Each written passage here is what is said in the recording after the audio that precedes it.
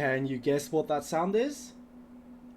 If you guessed a 3-litre inline-6 turbo with 370 horsepower, well done! You got it right.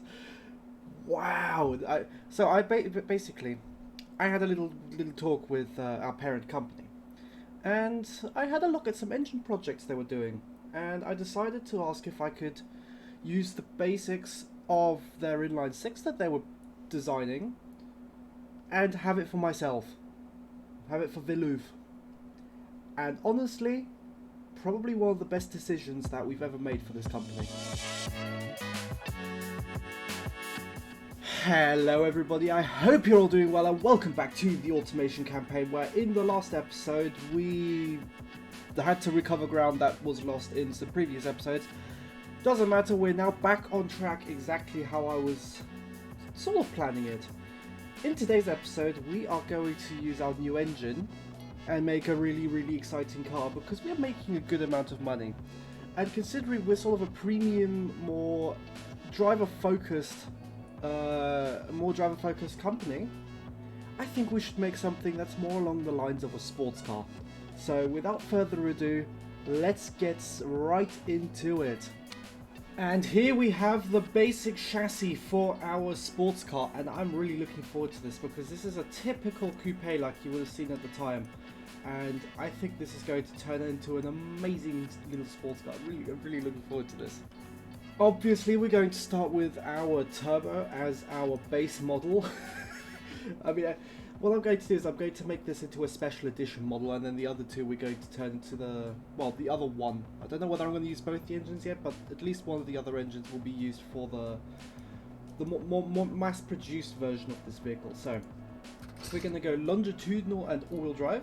We're going to go with a manual 5-speed, because manual, it's going to be really difficult to drive, but it'll be very fun.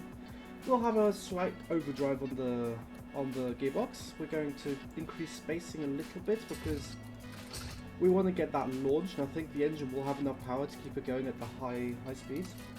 So we'll do radials, we'll do medium compound, we'll do 205s all round. I think that seems like a good idea. We're going to do, I think, 17-inch rims, maybe even 18-inch. But I think 18s are so big for a car like this. So, but let's stick with 18s for the time being, and then we'll see. So we'll do alloy rims. We will do vented 2 pistons on the front. I think that would be the smart choice for this kind of vehicle. We'll do vented disc 1 piston on the rear, and of course we'll do a fully clad on the tray for the best aerodynamic efficiency. And in the rear we're going to do a 2+2. I think because this is still going to be like a premium vehicle, we're going to put in a nice a couple seats in the back. We're going to do premium with premium, so premium interior with a premium cassette. We're going to do a manual recirculating ball, simply because that's going to be vital in knowing what the car's actually doing, because the hydraulics at this point, they won't give as much feedback as the non-power steering alternative. We're going to do standard 80s safety, or could we do 90s? We'll do that in the facelift. Standard 80s safety. We'll focus on distribution and all that kind of stuff later. We will do, I think, do we do adaptive dampers? I think we do adaptive dampers. I think that's going to be something that's going to be very integral to our company in the future, is having a really nice ride, and adaptive dampers are going to be a big key to that, to unlocking that sort of area in our company where we, brake fade. But yeah, I think having adaptive dampers is going to really help improve the ride for this vehicle. So, brakes. Oh. Ooh! Bad. I think we're going to go 4 pistons on the front, actually.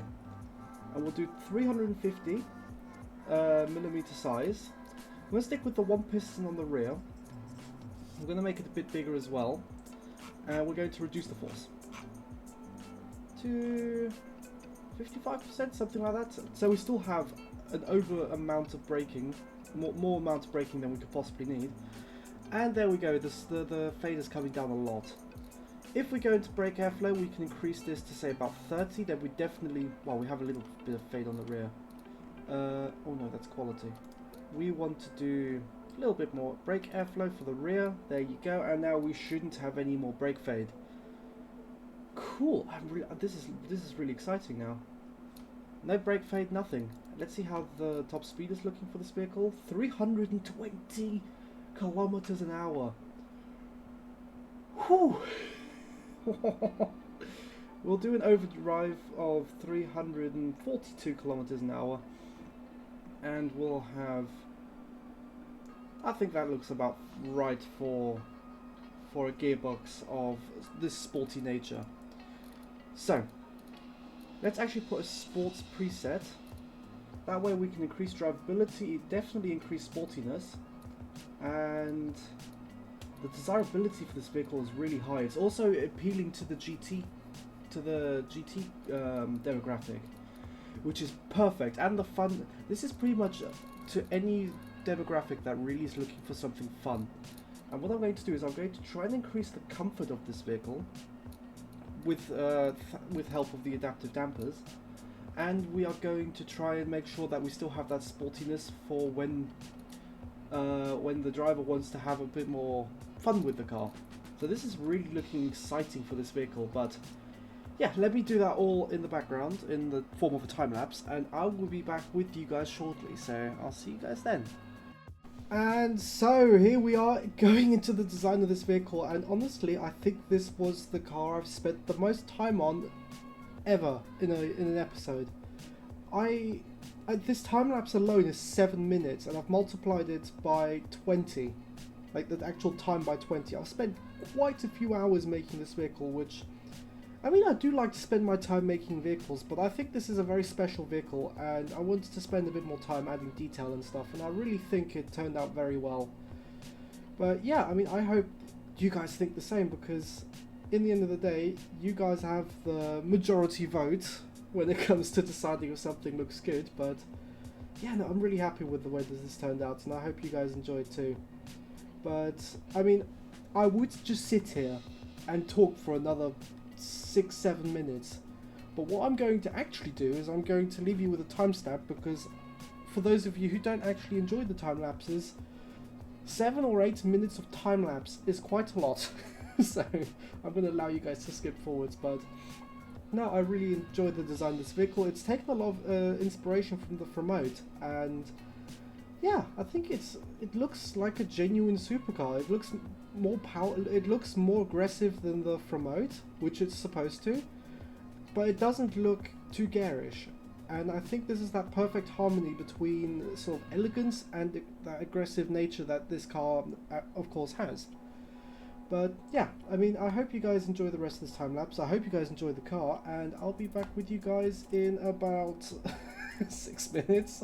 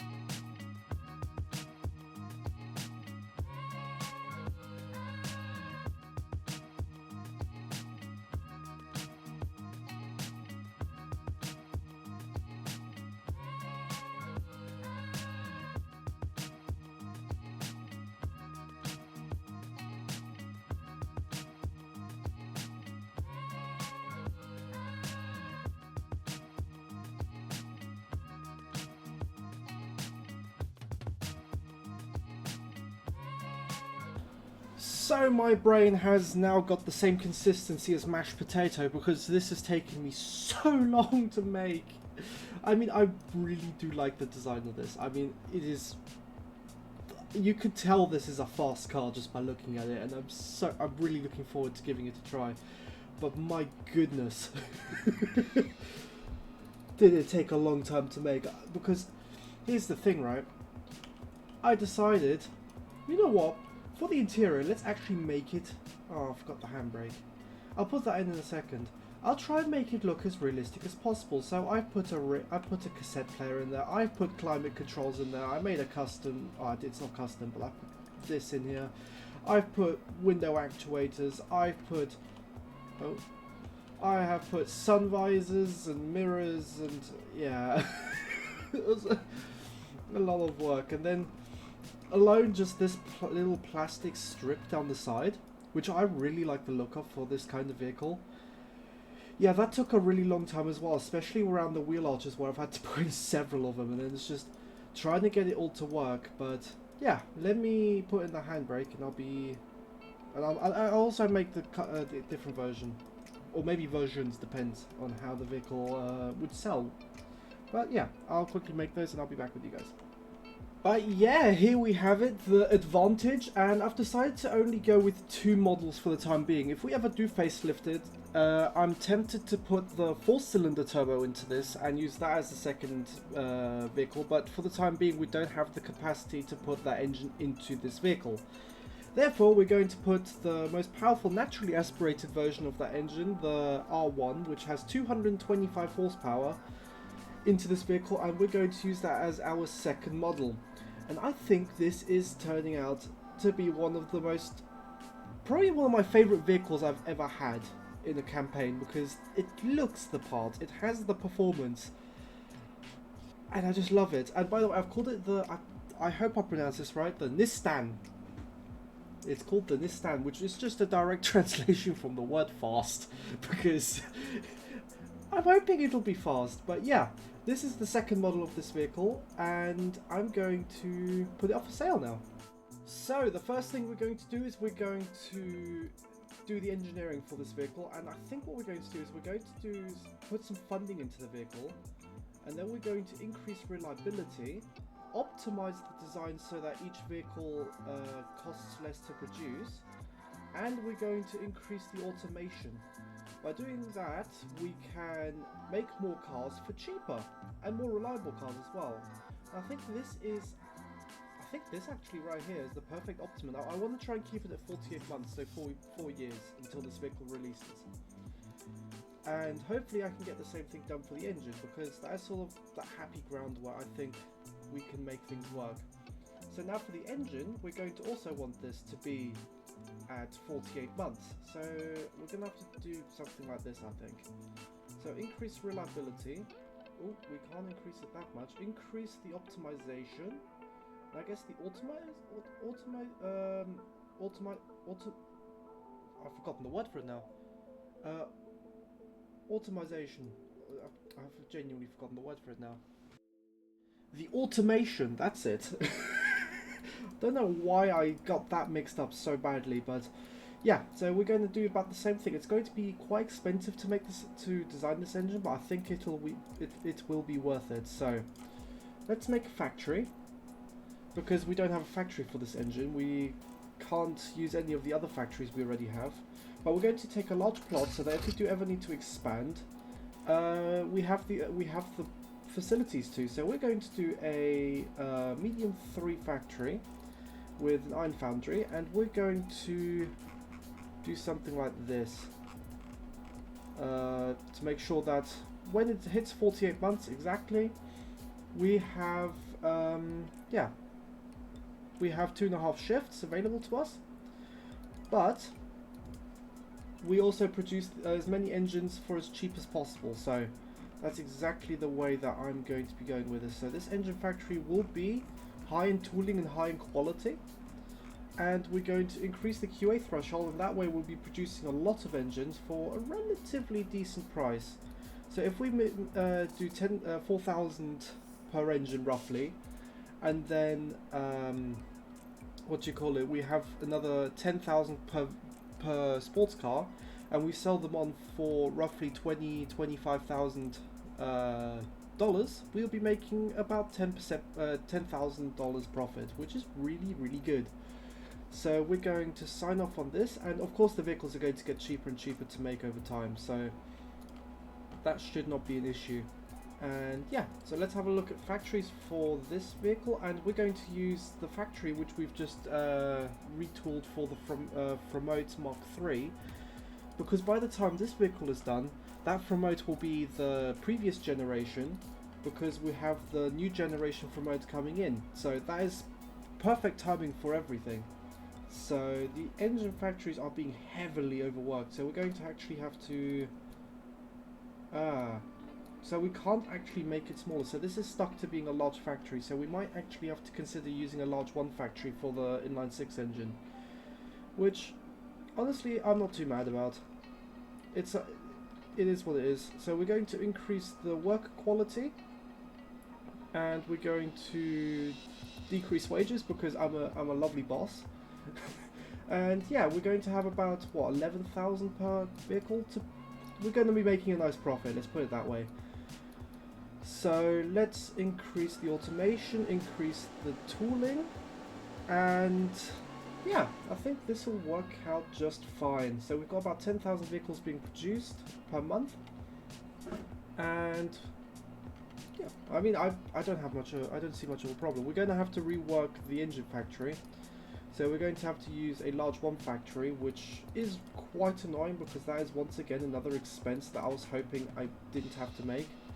So this vehicle genuinely does have to make us a lot of money if we wanted to be successful. So how many engines are we producing here? Not enough. So we're going to have to use a large 2 factory, which itself costs 256 million plus 150 million.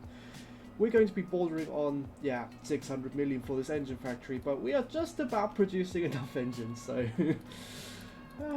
this is not great, and that means we're going to have to reduce work quality or pay them more, and we're going to have to do a bit of both, I think, which is once again really annoying. I mean, of course I want to pay everyone what they're worth, but yeah, it's just too many workers that to fill the spots in. So let's complete the design of the factory, which means we now produce enough engines. Yeah, let's sign off on this. We're going to be producing a lot of engines, I've just realized, but we have enough engines to keep up with the vehicles. And let's have a look at the forecaster. So this is really cheap for the time being, so we're going to do the turbo for 23.5 and just the standard for 20,000. Because in the end of the day, this is still supposed to be a premium car. It has a premium interior, it has a premium suspension setup, it is a comfortable, sporty vehicle. And this is looking interesting. So let's have a look at this graph. I mean, it's annoying that I'm colorblind because I can't tell the difference between these two. So I don't know which one's the required one and which one is the estimated one. But I'm assuming the required is the bottom one. Interesting, because yeah, so let's have a look here. We are going to be making 700 million profit a year. So if we have this vehicle in production for 2 years, that means we should make our money back on this vehicle, and then after that it's just straight profit. So interesting. So let's have a look here. Let's increase the price of this a little bit more, so to 24,000, and increase the price of this to 20,500. I want to keep that difference in there still, because that difference in power really is a big differentiating factor between the two vehicles, and I think the price should represent that. So yeah, I think this is a good. I'm happy with this. I mean, it's a lot of money. It still is a lot of money. So yeah, so let's complete the design on this vehicle, and we're going to be making a lot of profit on both these vehicles. We're going to be making about 100% profit, and we don't even need a loan for this, even though the actual cost for all of this is 1.2 billion.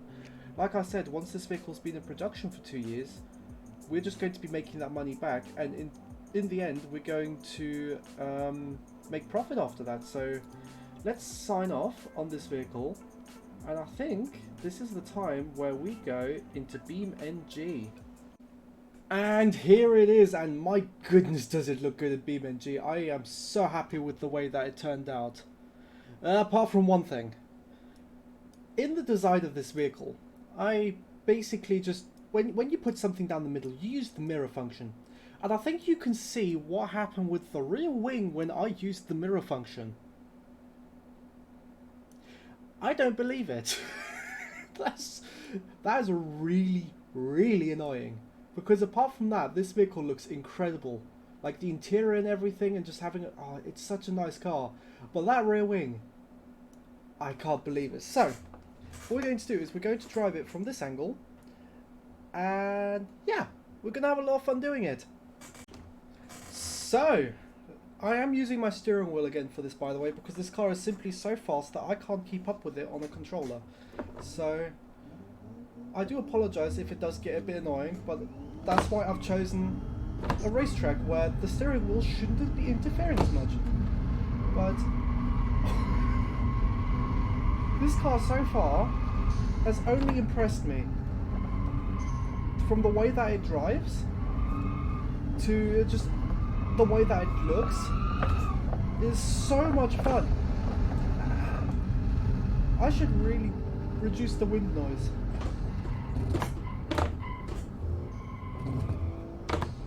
I mean, that steering wheel is really... no, not that steering wheel. That rear wing is really annoying. And we spun it. Ah! Oh. Not what I was expecting. I guess we could just keep going. Let's do a bit of a dangerous one. Let's take off the electronic stability control. We've had it on comfort there, and it was already that fast. So let's see how this car handles without any stability controls. It is very fast, and that is a lot of wind noise. Let me do this little section here.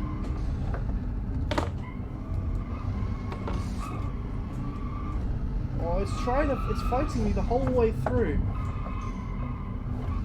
But there we go, we spun it. Like every single other car that I make, I somehow managed to spin it and crash it. But I have now turned down the wind noise, and now we get to listen to the engine a little bit.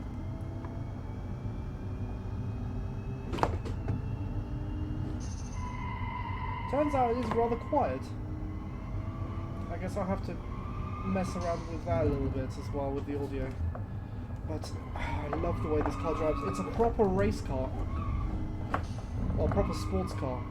It's not, it doesn't have the traction, it doesn't have the power, it doesn't have that a proper track day car would have, but this car is fun. And that's what you'd want from a sports car. Oh, I was a bit late on the brakes there.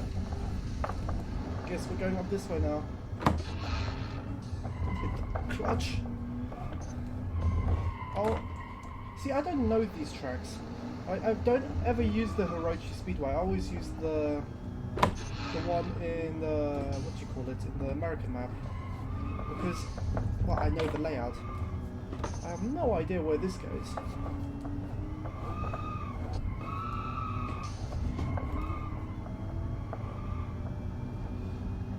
Don't forget, I've got a lot of downforce on this vehicle to make sure that it doesn't spin out at high speed. You know, karma always strikes, and it always strikes exactly when you say it. That was another one of those lovely karma moments. But you really have to drive this like a very old car, because it is not stable in any sense of the imagination. You really have to wrestle with it to keep it going the way you want it to. And you really have to feel for where that traction is, because it will understeer at high speeds, it will oversteer at low speeds. I mean, these are all things that could have been solved if I actually tested the car, but I think this just makes it much more fun. And I am really fighting the car. I'm having so much fun with it. It's... Oh, brake, second gear. Could have probably done with a little bit more speed.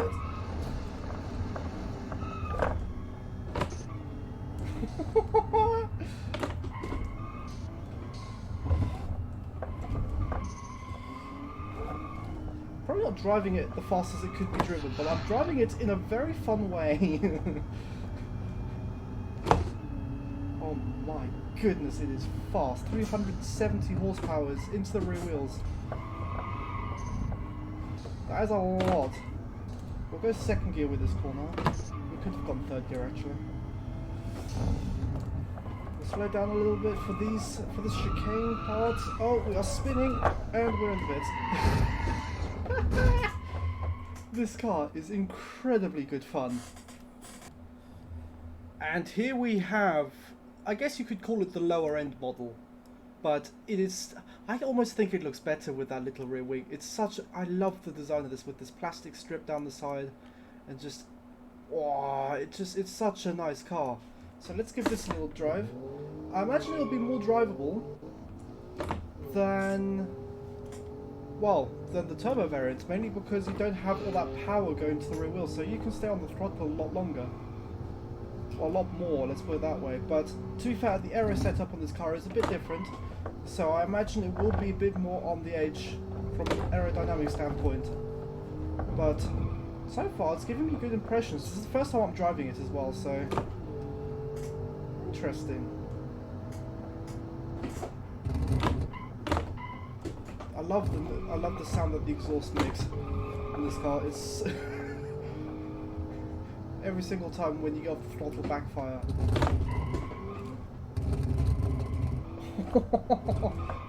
Proper true sports car.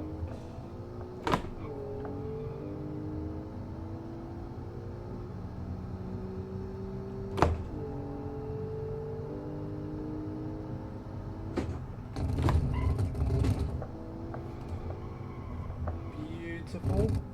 Brake a bit more, stay in third gear, catch the curb, take it out wide a little bit, bring it in brake for the with chicane thing here, and it drives really nicely. Brake for this corner, slowly progress onto the throttle, and beautiful. This car drives really nice. Down into third, catch the curb. I love this section in this car. It drives so nice. That maybe have been a track violation right there, but I don't care. Whoa! No! Oh, this is so much fun. So let's go for one final hot lap of this track. I'm going to do no talking, and I'm just going to drive this car. So let's go.